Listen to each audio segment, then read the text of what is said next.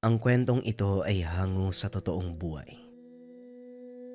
Mula ito sa isa nating kabayan na itago na lang natin sa pangalang Edgar.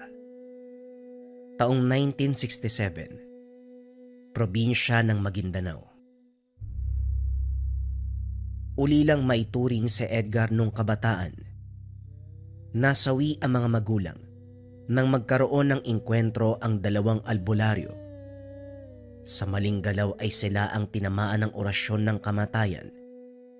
Ang pangyayaring ito ang nag-udyok upang pasukin ang mundo ng lihim na karunungan sa gabay ng isa pang albularyo na nakilala sa kabundukan, si Tatang Josevio o mas kilala sa pangalang Tatang Sebio. 10 taong gulang si Edgar noong araw nang lumapit sa nasabing albularyo. Wala namang katanungan ang matanda. Maluwag siyang tinanggap sa tahanan, pinalaki at ginabayan. Sa paglipas ng mga taon, natutunan nito ang mga nararapat at sa pagsapit ng tamang oras na gamit sa pagliligtas ng buhay. Kadalasan na pinoproblema ng lugar ang mga may kaalaman sa kaliwa na basta-basta na lamang gumagamit ng mga orasyon. Maraming inosente ang natatamaan. O Edgar, buti nandito ka na, tulungan mo nga akong gumawa ng mga pananggalag. Umaarangkada na naman yung mga kalokohan ng albularyo. Imbis na sila yung tumulong, sila pa'y nagbibigay ng sakit para magpagamot din sa kanila. Ay nako, bilisan mo ang pagkilos ha. Marami nang napinsala oh. Kakarating lamang ni Edgar mula sa panggagamot sa kabilang bayan. Maagang nagtungo sa kanilang tahanan ang asawa ng pasyente para humingi ng tulong. Natagalan din dahil meron pang tinulungan sa kalagitnaan ng daan. May nakasalubong na naghahanap ng manggagamot. Pareho namang nailigtas sa awa ng Diyos. Tatang, sa tingin niyo po ba, tatagal ba yung ganitong sitwasyon? Parang sa paglipas sa mga araw, lalo silang lumalala. Parami ng parami yung nabibiktima. Mabuti sana kung tumatagal yung pinapataw nilang sakit Kaso ang bilis. Yung iba ilang oras namamatay. Sa kabilang bayan, 2 naisalba ko Isang nagdadalang tao at isang ginang. Tang, hanapin na natin kung sinong may pakana niyan. Siya ang tugisin natin. Ganun naman po yun, hindi ba? Kung anong ugat, yun ang dapat putulin. Kasalukuyan silang naghahanda ng mga kagamitan sa gagawing ritual. Susubukan ng dalawa. Nabigyan ng proteksyon ang buong lugar upang marami ang maisalba. Sinubukan ko na Edgar. Nung mga nakaraang araw pati kahapon naglibot ako sa buong bayan. Nagtanong-tanong, naghanap. Pero malinis kumilos ang animal na yan. Wala man lang kahit kaunting bakas na iniwan. Tinanong ko na nga rin kung may nakita ba silang magkapatid na Mario at Pilo. Kaso wala. Saan kaya nagtatago ang dalawang yon? Ang magkapatid na Mario at Pilo, ito ang pinakaugat ng lahat kung bakit nagkakaroon ng sakit sa buong lugar. Sila din ang dahilan kung bakit namatay ang magulang ni Edgar. Pareho ang hagupit na nararanasan noon at ngayon. Kaya walang ibang maisip na salarin kung hindi ang mga ito. Bagamat walang matibay na pruweba, alam nila sa kanilang mga sarili na ito lang ang may kakayahan na gumawa ng ganitong antas ng ritual. Hindi ko pa nakakalimutan ang ginawa nila sa nanay at tatay ko. Makita ko lang yung dalawang yan. Sisiguraduhin kong didiretso sila sa impyerno. Mga demonyo sila. Tinapik ni Tatang Sebio ang binata upang pakalmahin. Edgar, alam kong dati mo pa gusto gumante sa mga yon. Hayaan mo, balang araw mangyayari yan. Kahit ako hindi na makapag-antay na makaharap ang magkapatid na yan Sa idwaan nila, maraming nadamay, kahit yung mag-ina ko nung araw pa Pero hindi bale na, mas malaga ang sitwasyon ng mga tao. Magkarga na tayo sa paligid para kahit papano meron silang proteksyon. Matapos mailagay sa pwesto ang mga gagamiting sangkap, gumuhit ng simbolo si Tatang Sebio sa lupa. gamit ang abo mula sa sinunog na kasangkapan. Naupo na rin sa tabi si Edgar. Sinimulan ang unang bahagi ng orasyon. Sa paglipas ng ilang sandali, mararamdaman ang pagbabago ng enerhiya sa lugar. Tila ba may lumulukob na puwersa na nagbibigay ng kapayapaan sa lahat. Ilang sandali pa, natapos na ang dalawa, kaso nga lang may naramdaman si Tatang Sebio. Anong problema, Tang? May nakikita po ba kayo? Kagad inalalayan ni Edgar ang matanda. Isa sa mga kakayahan nito ay makita sa isipan ang banta sa paligid. Hindi man malinaw, pero nakikita ang mga figura. Isang pangitain. Tao, madilim ang ora. Maganda ka, Edgar. Pakiramdam ko darating sila sa tahanan mamayang gabi. O baka nasa ibang panig ng lugar. Manatili kang alerto para makasaklolo kagad kung kinakailangan. Pahingi muna ng tubig. Natuyo ang lalamunan ko. Sa tuwing mararanasan nito ni Tatang Sebio, isa sa epekto ang panghihina ng katawan at pagkauhaw. Paminsan ay lalagnatin at mawawalan pa ng boses. Depende kung gaano kalakas ang banta. Sige na, Tatang, magpahinga po muna kayo. Sapat na nagawa nating pananggalang para bigyan ng proteksyon ng mga tao. Siguro naman, kahit papano, mababawasan ang masamang mangyayari. Huwag kang magpapakampante. Malakas ang puwersa ng kalaban. Maaaring isang nakita ko sa pangitain. Pero alam ko, meron siyang makasama. Sana lang makayanan natin ang laban.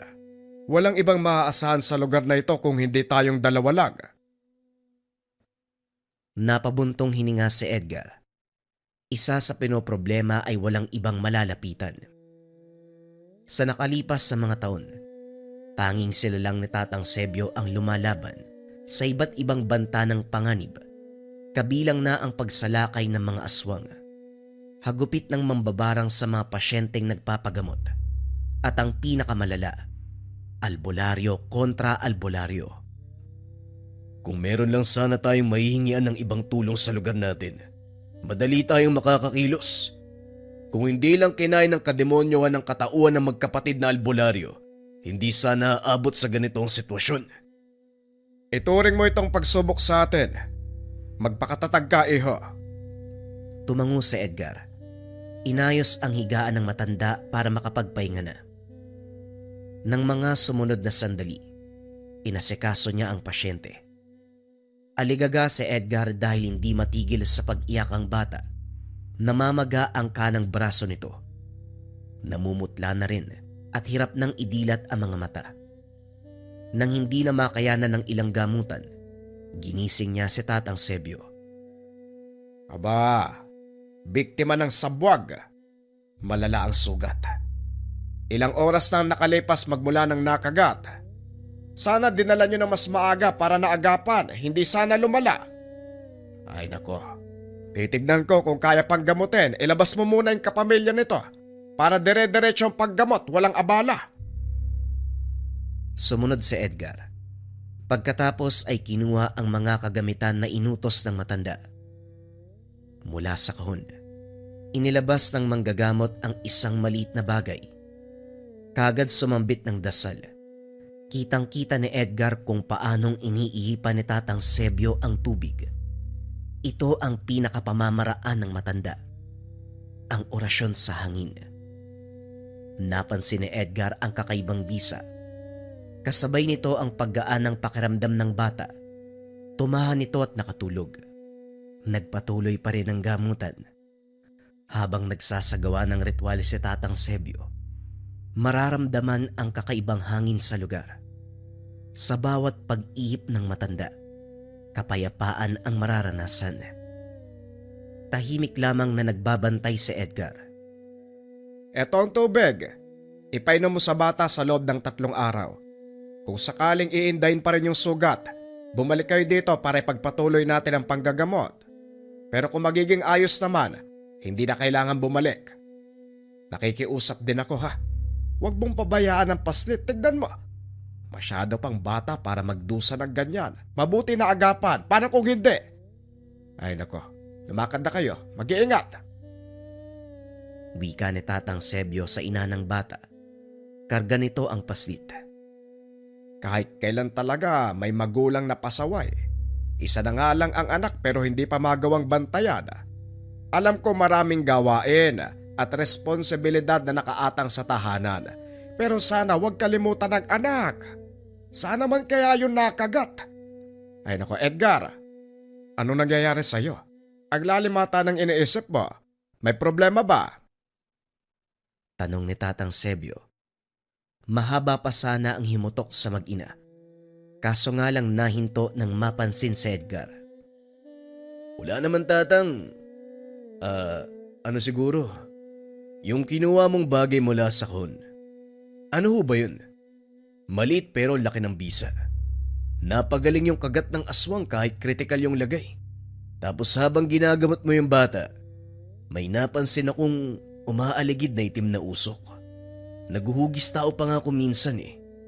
Wala akong nararamdamang banta mula sa elemento, kaya hindi ako nangingialam. Sa bawat pag-ihip mo tatang, sa bawat pag-ihip mo sa hangin, doon ko nararamdaman yung lakas ng orasyon eh. Parte pa rin po ba ng ritual ng panggagamot yung nilalang? Naguguluhan ako kaya ako nagtatanong tatang. Alam ko naman na sa hangin mo pinapadaan yung orasyon eh. Napangiti si Tatang Sebio. Hindi pa nabanggit ang tungkol sa mutya. Yung bagay na kinuha ko, tawagin mong mutya ng hangin. O pwede din namang orasyon sa hangin. Sa buong buhay ko bilang albularyo, ang mutya sa hangin ang nagbibigay sa akin ng lakas, kaalaman at gabay sa lahat ng ginagawa ko. Mapalabanan kontra sa iba't ibang karamdaman, aswang, banta ng mga elemento sa paligid. Mabisa ang mutya na ito. Maraming nagagawa, kusang nagbibigay ng solusyon sa mga suliranin. Tugon ni Tatang Sebio. Sabay labas ng mutya. Napakaganda ng itsura. Sobrang pulido ng pagkaputi. Kasing laki ng butil ng munggo. Nakuha ito ni Tatang Eusebio ng mga panahon na nagdedebosyon sa kabundukan. Unang kita pa lang niya sa bagay, alam niya na pinagkalooban siya ng mutya. Eksaktong pagkatapos ng debosyon, kakaibang ihip ng hangin ang dumampi sa kanyang balat.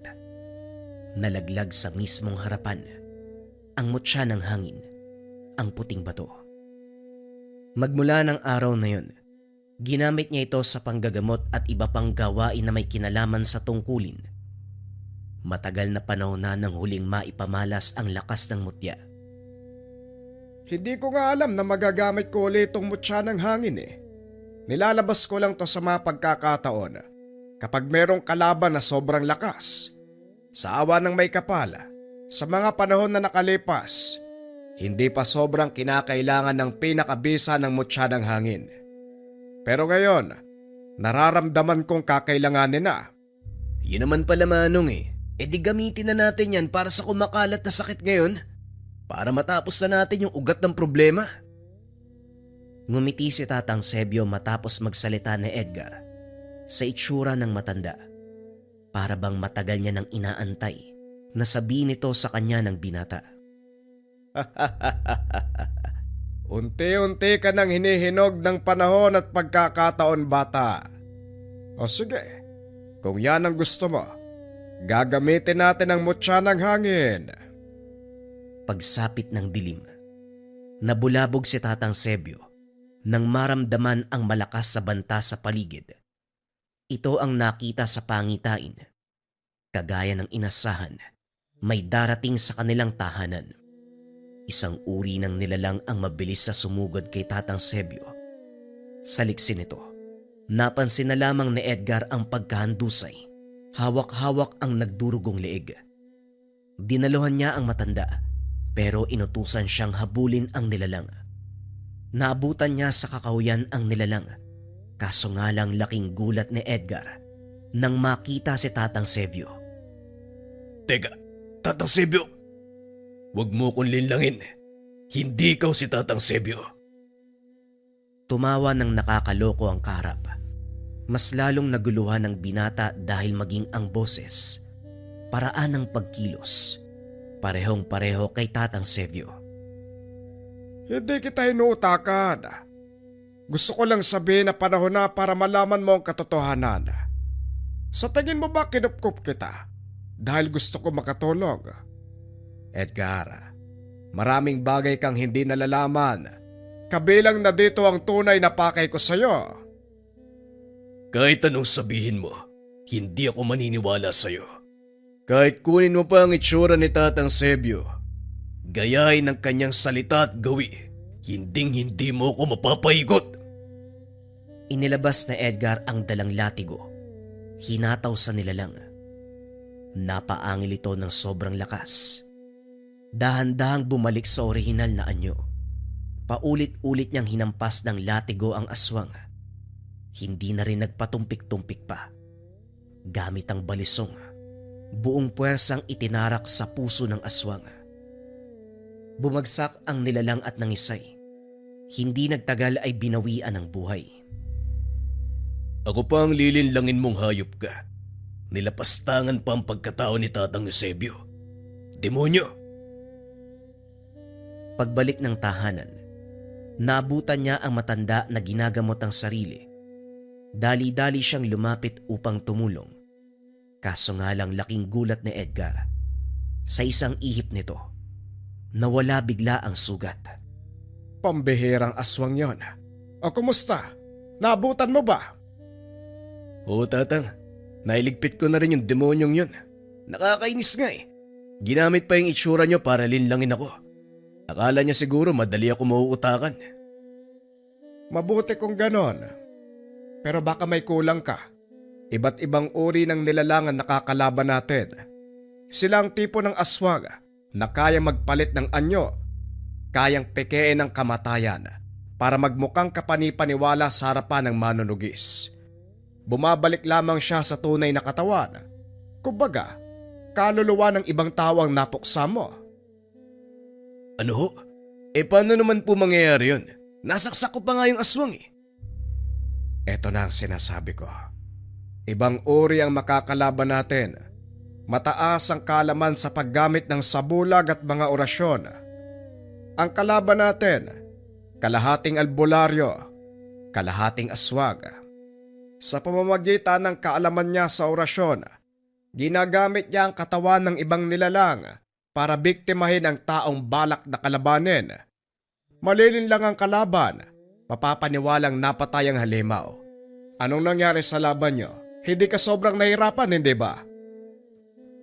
Binalikan ni Edgar sa isipan ang nangyaring sagupan. Tama ang matanda. Hindi siya nahirapan sa labanan at sa sandaling nailigpit ang katawan ay parang nag-iba ang itsura. Hindi masyadong pinansin dahil wala pang ideya sa ganitong uri ng pamamaraan. Pambihira kung ganun pala naisahan ako ah. Akala ko pa naman naiganti ko kayo. Kalmahan mo lang, Edgar. Ang nangyayaring sagupaan ngayon, iba sa mga naranasan mo. Kung noon kailangan ng dahas, ngayon ay mahabang pasensya at lalim ng isipan ang kailangang paganahin. Wala pong problema, Tatang. Sabihin niyo lang po sa akin na mga dapat gawin. Ako nang bahalang kumilos. Nang mga sumunod na araw ang binata lamang ang humarap sa mga pasyente. Dito na rin napansin na may kakaiba kay Tatang Sebio. Likas sa matanda ang pagsasagawa ng mga orasyon tuwing sasapit ang 6:00 ng hapon.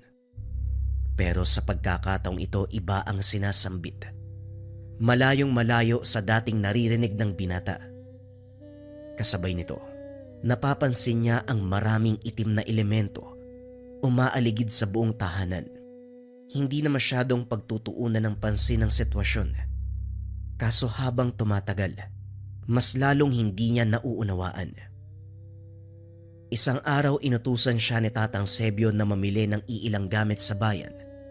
Nakasalamuhan niya si Mario, isa sa magkapatid na albularyo na pinaghihinalaan na pumatay sa kanyang mga magulang. Sa galit ay hindi na nakapagpigil. Nilapitan at sinuntok. Walang ibang tao sa paligid, kung kaya't magagawa niya kung ano man ang nais. Natigilan lamang nang mapansin na hindi ito lumalaban. Huwag mo kong daanin sa ganyan mo. Huwag kang magpaka-inosente. Lumaban ka. Kayo ng kapatid mo. Kayo ang pumatay sa mga magulang ko. At kayo ang dahilan ng lahat na nangyayari dito. Sandali lang bata. Naiintindihan ko ang galit mo. Pero ako mismo ang magsasabi. Wala akong kinalaman sa pagkamatay ng mga magulang mo. Oo, magkapatid kami ni Pilo. Nagkaroon ng alitan sa pagitan naming dalawa noong araw. Sa akin dapat tatama ang orasyon na ibinato niya. Kaso nga lang nakontra ko, kaya iba ang tinamaan ng kamatayan. Hindi natin maibabalik ang tapos na. Kung may dapat kang singilin, si Pilo, hindi ako. Wala akong pakialam kahit anong sabihin mo. Dahil sa alitan yung magkapatid, nadadamay ang mga inosente. Kahit si Pilo ang nagbigay ng sumpa, kung hindi dahil sa'yo, hindi niya gagawin ang bagay na yun. Maghulos dili ka. Nararamdaman ko sa'yo si Pilo. Kay Tatang Sebio ka lumaki, hindi ba? May nanggugulo ba sa inyo ngayon? Napakunot ang noo ni Edgar. Iniiba ni Mario ang usapan. Ayaw sanang pansinin, pero nakakaramdam na rin. Total tayong dalawa lang ang nandito. Pagbibigyan kita sa ganyang usapin. May banta sa mga tao. Nagbibigay ng kung anong sakit. Kapareho nang nangyari sa mga magulang ko. Kamatayan. Pero bakit mo nasabi sa akin na naaamoy mo si Pilo? Hindi ko maintindihan. Lumapit si Mario sa binata. Inamoy ang hangin. Naguguluhan lalo si Edgar nang kumuha ng pangontra ang albularyo. Isinaboy sa kanyang panan. Pagkatapos ay nagsagawa ng maiksing orasyon. Unti-unti siyang nakaramdam ng kaginhawaan. Hanggang sa ngayon pala, hindi pa rin tumitigil si Pilo. Nung araw na lumala ang pag-aaway naming magkapatid, naroon si Tatang Sebio para umawat. Dahil kumakalat na sa lahat ng tao ang ginagawa ni Pilo. Kaso nga lang hindi napigilan ni Tatang, pero napuruhan niya ang kapatid ko. Nagtamo ng malubang sugat sa kanang dibdib, dahilan para maparalisa ang kalahating katawan. Marahil ito ang dahilan kung bakit dinadanas niya ang orasyon ng kamatayan. Baka naghihiganti si Pilo. Ugali yon ng kapatid ko. Kapag merong nangialam, hindi niya tatantanan. Nagawa ko makatakas sa kanya, pero hindi naman siya tumigil sa kasamaan. Napatitig si Edgar sa albularyo. Nararamdaman ang pagiging totoo. Nagsimula ring mapatanong sa sarili kung may kinalaman ba ito sa nangyari sa mga magulang o sadyang kapatid lamang talaga ito ni Pilo. Makalipas ang ilang sandali ay dumating si Tatang Sebio. Hindi na nakapagsalita ang binata. Sinakal siya ni Tatang Sebio. Dali-dali namang kumilos si Mario at sumaklolo. Laking gulat ni Edgar dahil lumitaw ang totoong anyo. Walang iba kung hindi si Pilo. Talaga bang poprotektahan mo ang batang yan, Mario? Ako ang kadugo mo. Gagamitan mo ako ng das. Ganyan ka ba sa kapatid mo? Tumigil ka na, Pilo. Marami nang nadadamay dahil sa ginawa mo. Ako lang ang gusto mong pahirapan, hindi ba? Bakit kailangan mong mandamay ng iba? Tugon ni Mario. Sinenyasan niya si Edgar na umalis na sa lugar. Huwag mong papalisin ang binatang yan. Nararamdaman ko sa kanya si Eusebio eh. Kailangan kong makuha yung mutya para mawasak. Lintik. Napinsala yung kalahati ng katawan ko dahil dun eh. Hoy, nasan yung gamit? Ibigay mo sa akin kung ayaw mong madamay sa nangyayari. Nagtaka si Edgar dahil kung tutuusin, wala sa kanya ang mutya ng hangin. Huwag mong idamay ang binata. Napatay mo na mga magulang yan. Hindi ka pa ba nakukontento? Wala akong pakialam. Kung tinanggap mo yung orasyon, hindi sana tatama sa iba. Humahaba yung usapan natin. Ibigay nyo sa akin yung mutya ni Eusebio. Yun lang ang pakay ko, binata. Bilisan mo! Lalapit sana si Pilo kay Edgar, pero humarang kagad si Mario. Sa puntong ito nagbuno ang dalawa. Dali-daling tumakas ang binata bago maipit sa sitwasyon. Lakad-takbo ang ginawa. Pero sa kalagitnaan ng daan ay napahinto nang maaninag si Tatang Eusebio. Nag-aalala ito nang makita ang kanyang reaksyon. Anong nangyari sa'yo? Parang nakakita ka ng kung ano. Tatang, nakita ko po si Mario at Pilo. Naglalaban po yung dalawa ngayon. Hindi ko maintindihan kung bakit ako tinulungan ni Mario eh. Hayaan mo silang dalawa. Halika na, umuwi na tayo. Hindi maunawaan ni Edgar ang nararamdaman. Nauna siya sa paglakad. Nakasunod si Tatang Sebio. Sa paglipas ng ilang sandali, hindi siya mapalagay sa pakiramdam para bang merong mali. Paunti-unti ay kinikalabutan nang maamoy ang samyo. Sinubukang makiramdam sa pag-aakalang may umaaligid sa kanila. Kaso nga lang napagtanto na nanggagaling sa matanda ang nararamdaman. Sinadya ng binatang umarteng na tapilok upang masilip sa pagitan ng mga binte ang nasa likuran. Ganon na lamang ang takot na naramdaman. Isang aswang ang nakasunod sa kanya. Dali-dali niya itong tinutukan ng itak. Kahit kailan talaga, hindi kayo titigil. Tama nga si Tatang Sebio. Labanan ng utak ang nangyayari ngayon. Matapos magsalita ni Edgar, muling nagbago ang anyo ng nasa harapan. Walang iba kung hindi si Pilo. Magaling palang magturo si Eusebio. Nabasag mo yung sa bulag ko ah. Hoy, pagbibigyan kita. Tatanggalin ko yung pangalan mo sa listahan ng mga papatayin ko. Basta ibigay mo sa akin ang mutya. Bakit ba gusto mong makuha yung mutya? Ano bang mapapala mo sa bagay na yun?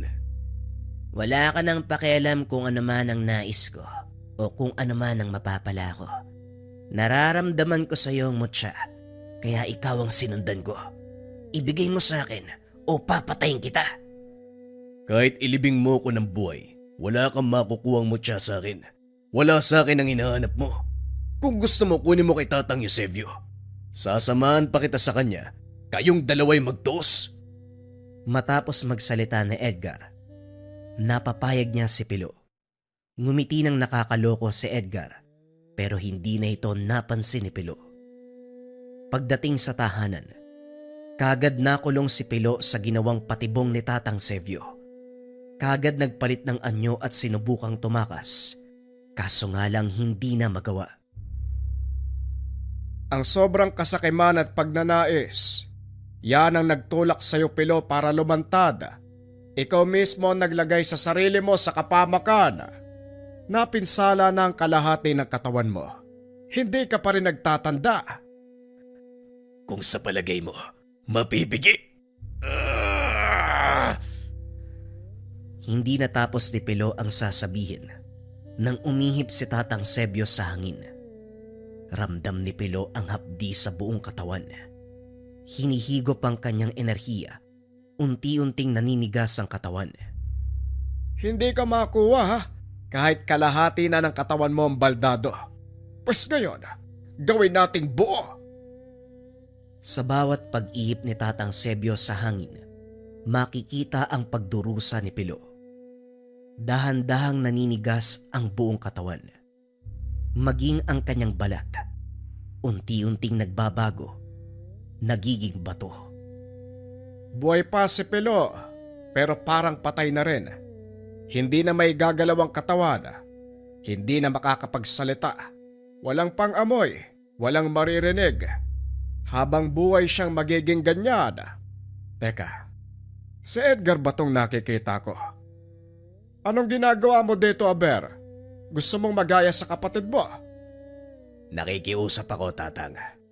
Alam ko ang kasalanan ginawa ni Pilo, pero hayaan mo sana kung kunin siya at iuwi sa amin. Hindi ko gugustuhin na iligtas sa kapatid ko dahil ang tanging nais niya ay patayin din ako. Wala akong tutol sa pagpaparusa niyo sa kanya. Nararapat lang ito bilang kabayaran. Pero kapatid ko pa rin siya. Hayaan ko siya sa ganyang sitwasyon, Tatang. Ipinapangako ko yan sa'yo. Wala namang problema sa akin ang bagay na yan. O sige, iuwi mo ang kapatid mo. Pero ito ang mangyayari sa oras na sumaway ka. Kapag sinubukan mong tanggalin ang pinataw na parusa kay Pilo, sa'yo mismo kakapit ang sumpa. Ang katawan mong maninigas at magiging bato. Tumango na lamang si Mario bilang pagpapasalamat. Kagad nang umalis sa lugar. Matapos ng kaganapan, kagad nagtanong si Edgar kay Tatang Eusebio. Tatang, bakit pa ulit-ulit na sinasabi sa akin ni Pilo? Nasa akin daw yung mutya ng hangin. Paano nangyari yun? Isang beses ko lang naman nahawakan . Kagaya ng sinabi ko, nahihinog ka na bata. Darating ang panahon, walang ibang magmamana ng kaalaman ko at magamit kung hindi ikaw lang, iho. Kung sakali mang dumating ang pagkakataon na yun, Tatang, buong puso ko yung tatanggapin. Pero ang hindi ko matatanggap, yung iiwan niyo ko. Masyado ka pang bata. Marami pa tayong pwedeng gawin, no? Eto naman, ayoko pa rin mamatay. Nagsasabi lang ako para maging handa ka. O sige na, napapagod na ako. Umuwi na tayo. May mga pasyente pang nag-aantay. Matapos ng kaganapan, ipinagpatuloy ni Edgar at Tatang Eusebio ang tungkulin. Tinulungan ang kahit sino nangangailangan. Dumating ang panahon na ipinagkatiwala ni Tatang Eusebio ang mutya kay Edgar. Ginamit ito ng tama at naging mas mahusay pa siya kay Tatang Eusebio. Ito rin ang naging dahilan kung bakit masaya at tahimik na sa makabilang buhay si Tatang Eusebio. Nawalan man ng makakasama si Edgar, araw-araw niya pa rin itong nararamdaman na ginagabayan siya sa tulong ng mutya ng hangin. Lahat ng itinuro, lahat ng kaalaman ni Tatang Eusebio, ito ang pinanghawakan ni Edgar upang maging mabuting tao at tumulong sa kapwa gamit ng kanyang tangan na mutya ng hangin. Bagong istorya pa rin ang kasunod, mga kabayan. Ito ay tungkol sa batang Nayanggaw. Huwag na nating patagalin pa. Simulan na ang kwento. Ang kwentong ito ay hango sa totoong buhay. Mula ito sa isa nating kabayan na itago na lang natin sa pangalang Julian. Nangyari ito sa lugar ng Aklan. Tuwang-tuwa si Lola Edna habang nakatingin sa mga batang nagtatakbuhan sa lilim ng mangga. Kabilang sa mga ito ang apo na si Toto, 7 anyos. Ganito ang madalas sa tagpo sa araw-araw, ngunit may napansing kakaiba ngayon. Julian, kilala mo ba ang batang yan?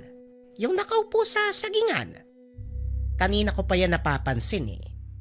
Inaantay kong lumapit sa mga bata, hindi naman kumikilos. Meron bang bagong lipat sa malapit? Kawawa naman no mag-isa lang. Parang gusto makipaglaro kaso nahihiya. Wika ni Lolo Edna kay Julian. Hindi ko po alam kung may bagong lipat ba dito sa atin eh. Kahapon ko pa napapansin yung batang yan eh. Doon po sa pinaglalaroan namin ng basketball.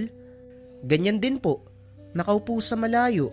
Kaso parang natatakot po siya eh. Sinubukan po naming lapitan kaso biglang tumakbo eh. Ay ganun ba? Kawawa naman siya, walang kasama oh. Nga pala, pakitawag mo nga ang kapatid mo. Magtatanghalian na tayo.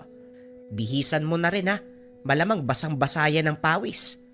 Didiretso na ako sa kusina. Maghahanda na ng mesa. Sa kalagitnaan ng pag-aayos ng hapag, pasulyap-sulyap si Lola Edna sa bintana kung saan direktang natatanaw ang kinaroroonan ng bata. Sa lagay nito, hindi niya maiwasang maawa. Malapit siya sa mga bata kaya gano'n na lamang kadali na pukaw ang damdamin. Nang makauwi ang mga apo, nagsalo sila sa pagkain. Naroon pa rin ang bata kaya hindi na nakapagpigil. Julian, lapitan mo nga yung batang yon, papuntahin mo dito. Tanghaling tapat na hindi pa rin umaalis. Baka walang mauwian. Siya na lang ang nasa labas oh. Nakauwi na sila Toto, puntahan mo, pakainin natin. Sigurado ka po ba Lola? Parang may iba sa batang yan eh. Ewan ko lang din pero ang sabi ni Makoy, nagdududa po siya kung matino ba yan eh.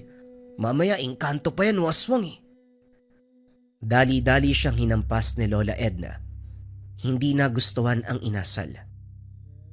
Ikaw, Julian, kung ano-ano ang sinasabi mo ha. Ang dali mong mangusga. Yan ba ang napapala mo sa pakikipagbarkada sa Makoy na yan? At iba pang kung sino-sinong tambay? Umayos ka. Puntahan mo ang bata nang makakain siya dito kasabay natin. Napakamot na lamang sa ulo si Julian. Labag man sa kalooban, sumunod pa rin sa utos ng matanda. Nilapitan niya ang bata pero tumayo ito at dahan-dahang naglakad palayo. Mababakas ang takot sa muka. Kagad namang nagpaliwanag si Julian bago maging masama ang iisipin nito laban sa kanya. Uy, teka lang naman. Kung matakot ka, parang masamang tao ako ah. Naawa kasi si Lola Edna, kaya gusto kanyang ayain na kumain. Halika, wala namang kaming gagawing masama sa iyo eh. Inabot niya ang kamay. Ngumiti na rin para bumigay ang bata. Matagumpay niyang nadala ito sa tahanan pero habang tumatagal, hindi naging komportable. Pakiramdam ni Julian, ibang nilalang kasama. Nakaupo ito sa tapat habang kumakain. Si Lola Edna, salita ng salita pero hindi sumasagot ang paslit. Nagtanong kung ano ang pangalan, sino ang mga magulang at ang tirahan, pero walang makuwang sagot. Sa pagkain lamang nakatuon ang atensyon. Sa kabilang banda, tinitigan ni Julian ang bata. Kagaya ng napag-usapan nila ni Makoy, kakaiba nga ang presensya. Hindi rin nakaligtas ang masangsang na amoy na dahan-dahang umaalingasaw. Naguluhan pa nung una kung saan nanggaling. Lola, wala ka ba napapansing nangangamoy? Parang may malansa. Pero imposibleng galing sa pagkain. Gulay naman yung ulam natin eh. Ilang araw na rin tayong hindi nakakakain ng karne. Aba, oo nga ano. Pero baka galing sa labas. Alam mo naman, nasa unahan lang ang tambakan ng basura. Mahangin kaya baka natangay ang amoy. Hindi po Lola eh. Parang galing sa batang to. Uy, ilang araw ka na bang hindi naliligo? Bakit ganyan yung amoy mo?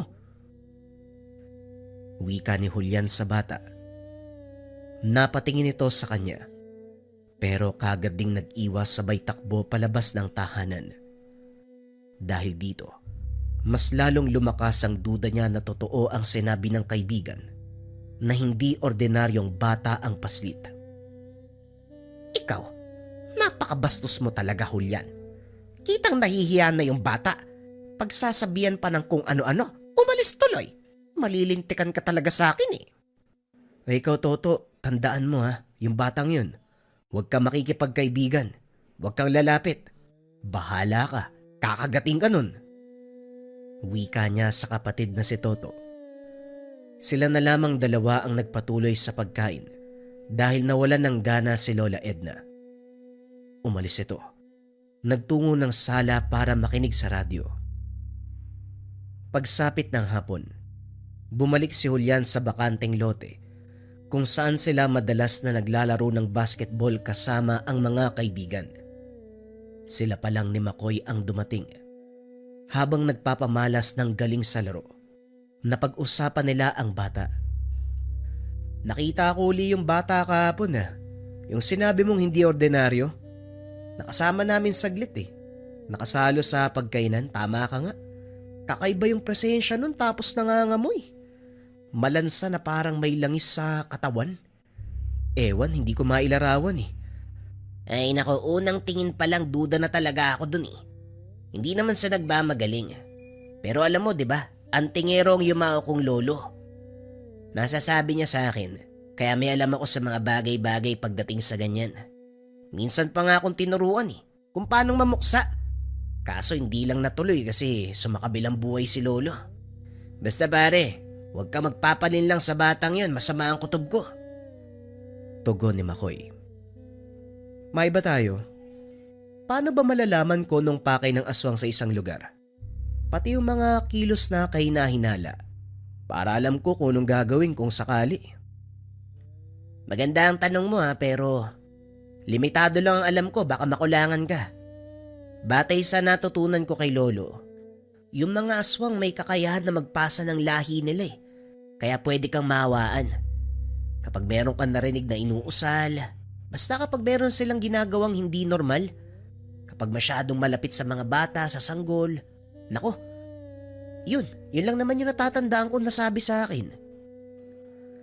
Napatigil sila sa paglalaro nang mapansin ang pinag-uusapang bata.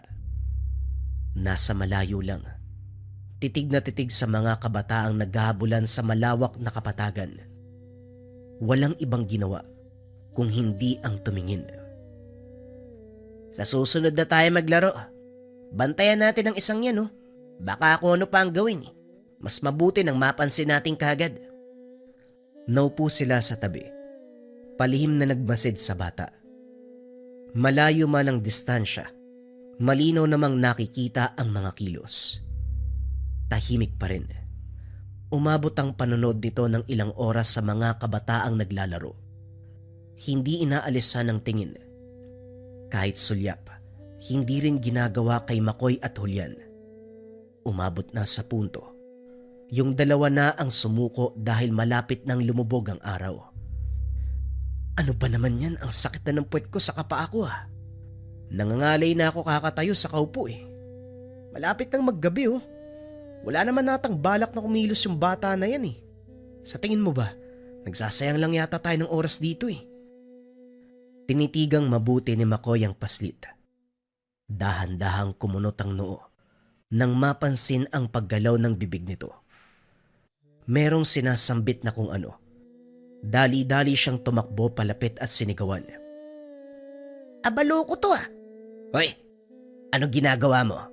May sinasabi ka Orasyon ba yan? Hoy, bumalik ka nga dito! Hinabol ni Makoy ang bata. Sumunod din si Julian kahit nagtataka. Maging ang mga kabataan at ilang tambay ay nagulat sa kaganapan. Nakarating sila sa kabilang sityo. Napasot sa kakahuyan at doon napahinto. Hindi nila naabutan ng bata. Kumpirmado nga. Aswang yun. Nakita mo kung paano niya ako tinitigan ng sigawan ko. Malinaw sa reaksyon niya. May binabalak siyang masama. Wika ni Makoy. Hindi na itago ang galit. Sinisipa pa ang mga halaman sa tabi. Kung ganon, tama nga ang hinala natin. Pero Makoy, ano mangyayari? Ano nga uli yung ginagawa niya kanina, yung sinasabi? Ano yun? Oradon? Ano yun? Orasyon. Di ko alam Pagtingin ko kasi nagdadasal na. Sana naman walang mangyaring masama sa iba. Mukhang mapipilitan akong hiramin yung mga gamit ni Lolo Teresito Magtago man yan kahit saan. Hahanapin ko yan. Kagad napatingin sa kanya si Julian. Hoy, yung anting-anting ba sa kagulok yung tinutukoy mo? Huwag kang magbida Sagradong gamit yun ni Mang Teresito tapos papakailaman mo. Hindi mo nga siguro alam kung paano gagamitin yun Sumalangit na yung kaluluwa niya. Huwag mo nga ako minamaliit. Oo, maiksing panahon lang ang ginugol ni Lolo para turuan ako. Wala Kinuha kagad ng may kapal. Pero huwag kang mag-alala. Natatandaan ko yung mga sinabi niya. Alam ni Julian kung gaano kalakas ang lolo nito. Minsan niya nang nasaksiyan ang galaw ng yumaong manunugis. Pero ang hindi niya kayang paniwalaan, ang kakayahan ni Makoy na humawak ng mga kagamitan sa pamumuksa. Uwi na nga muna ako. Pumasok yata sa utak mo yung hangin nung nagtakbuhan tayo kanina Puro kakalokohan. Marunong daw. Kaya mo na nga yun, halika na. Wika ni Julian. Nauna siya sa paglalakad. Ipinagtatanggol pa ni Makoy ang sarili pero hindi na pinakinggan. Pagbalik ng tahanan, naabutan ni Julian si Lola Edna na kakagaling lang sa kapitbahay. Sabay silang dumating mula sa kani-kanilang lakad. Magtatanong sana kung ano ang ginawa nito roon.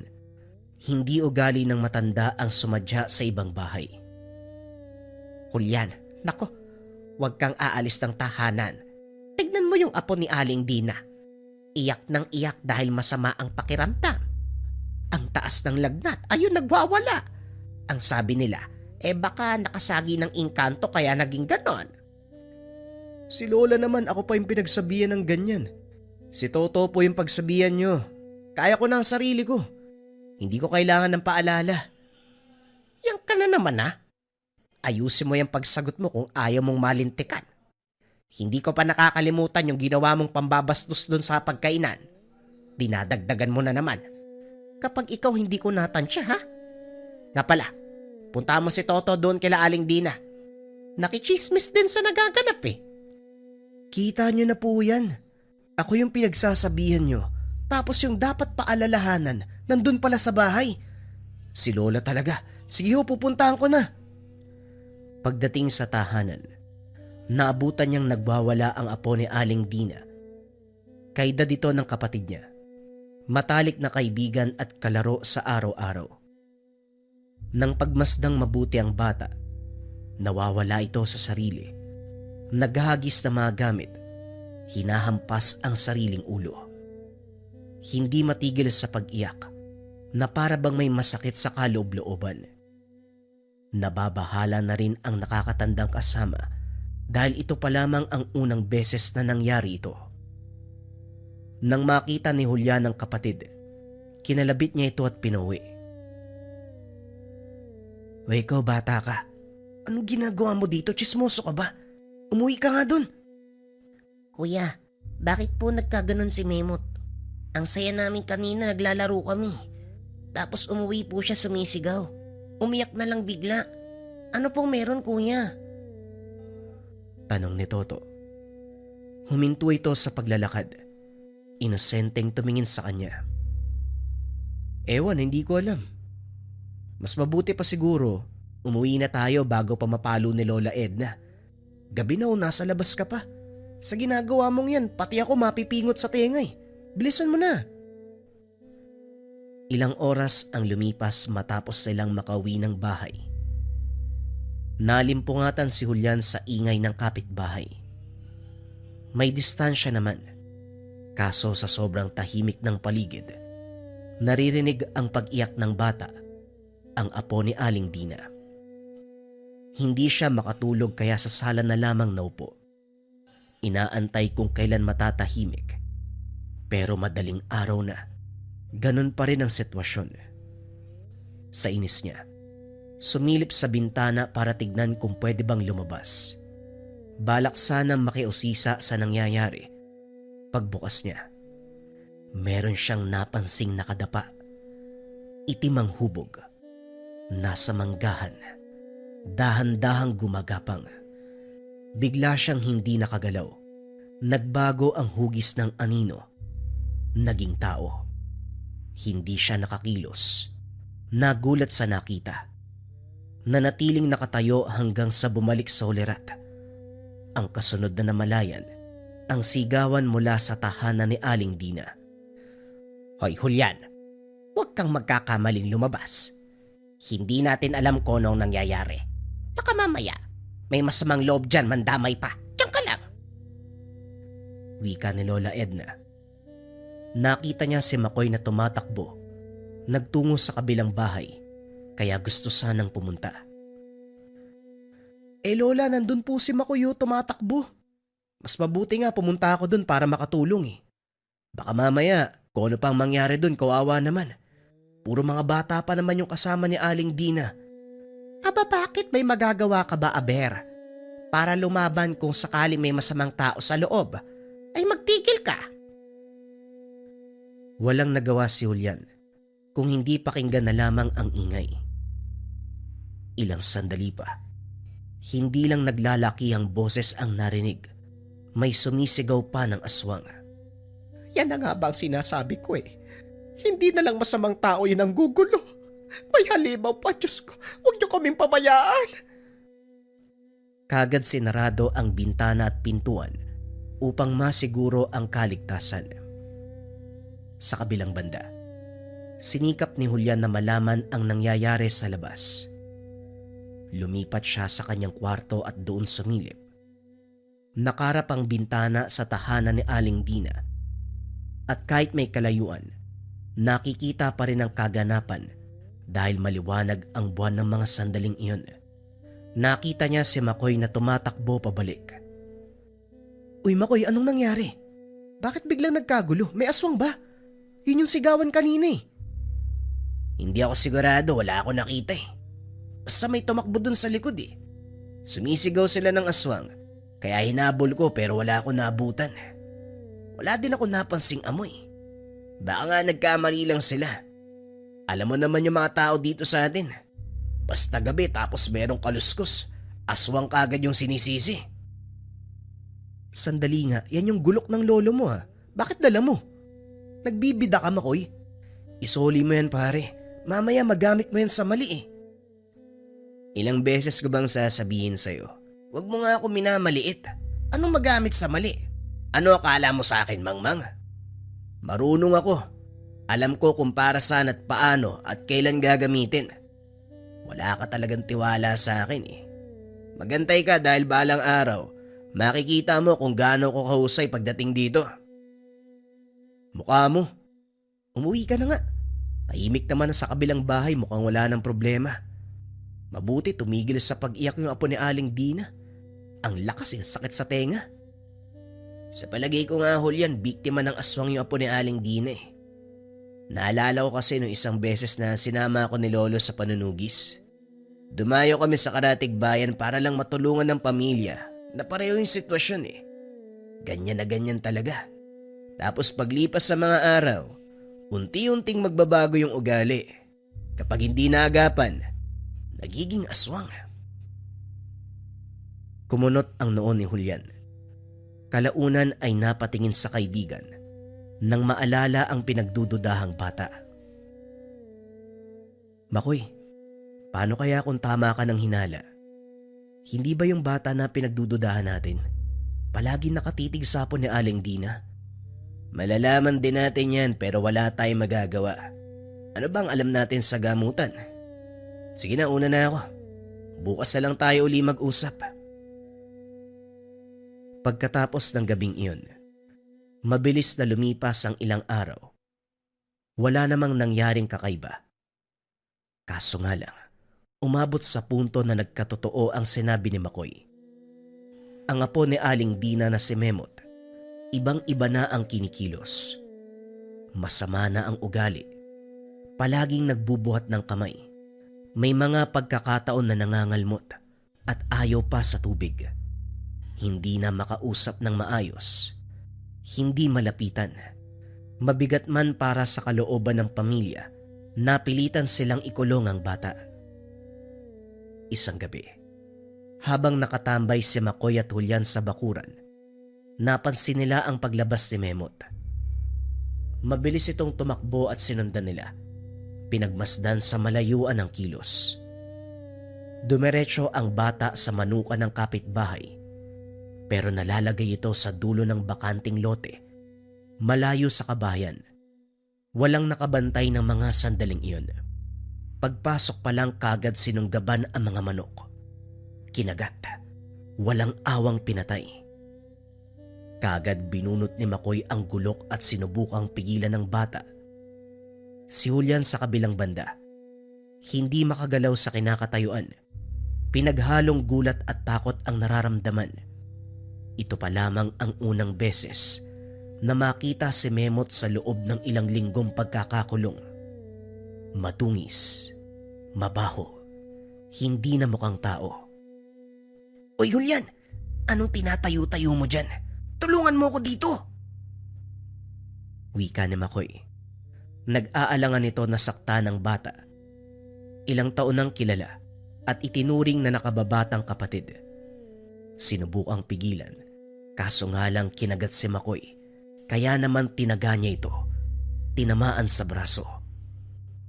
Uy Makoy, anong ginawa mo? Tinaga mo si Memot. Paano yan gayon? Wika ni Julian. Natauan ng bata pagkatama ng itak. Umiyak ng umiyak na para bang inosenteng paslit.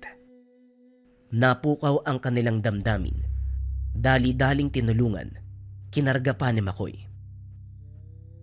Sabi ko naman sa'yo Huwag kang bumida sa paggamit ng gulok eh. Tignan mo, nasugatan mo si Memot. Kawawa naman yung bata oh. Hindi mo ako masisisi. Nakita mo naman yung nangyari, di ba? Inatake niya ako habang nasaan yung aswang siya. Alangan naman hayaan ko. Di namatay ako.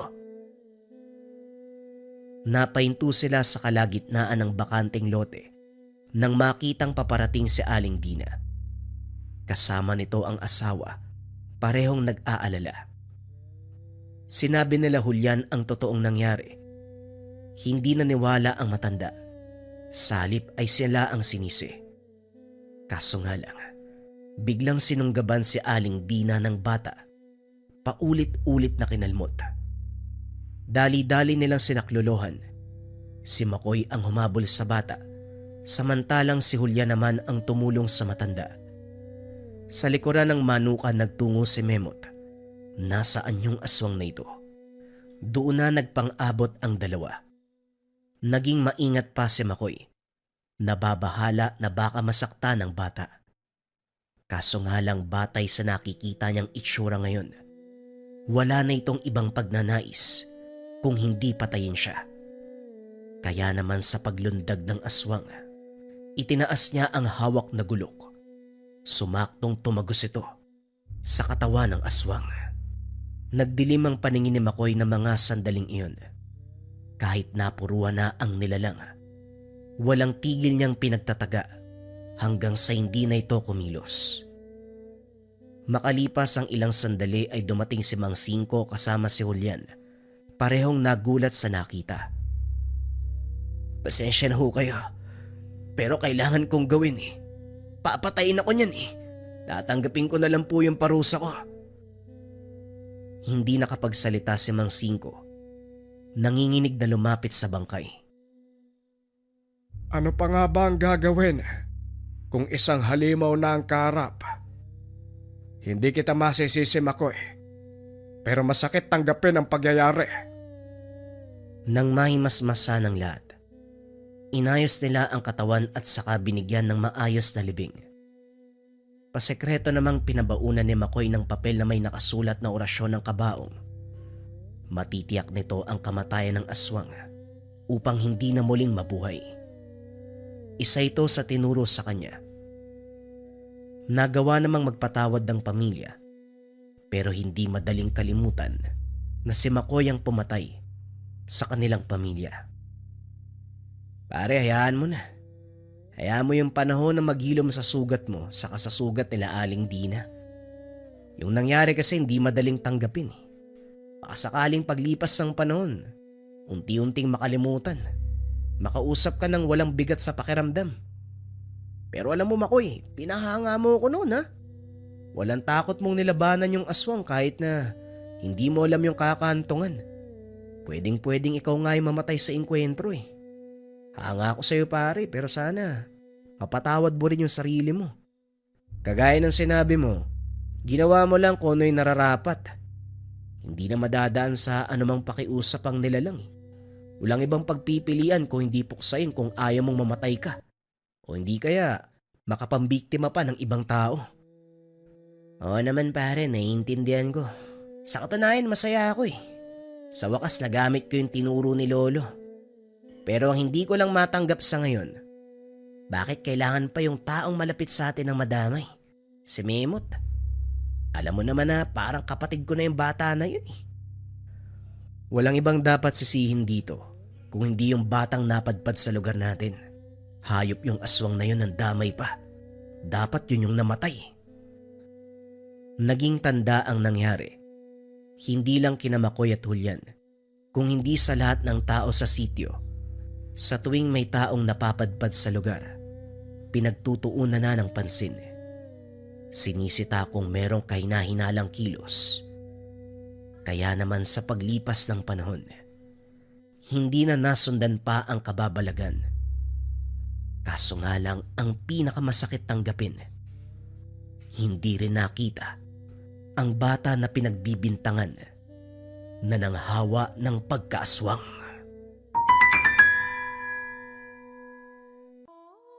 May mga pagkakataon ba na nararamdaman mo, hindi mo na alam yung gagawin sa buhay? Yung tipong walang direksyon, magwo-work ba yung plano?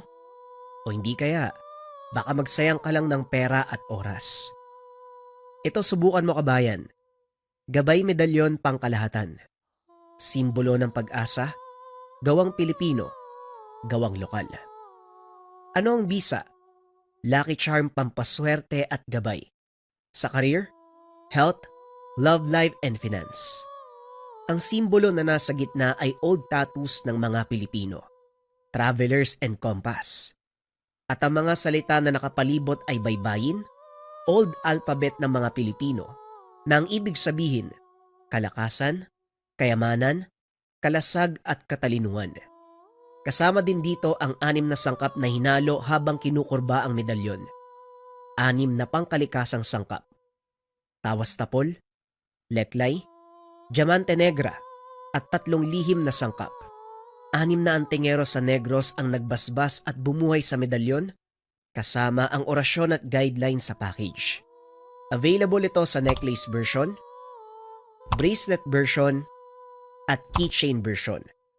Kung interesado ka kabayan, isearch lang ang shop ng Lika Merchandise.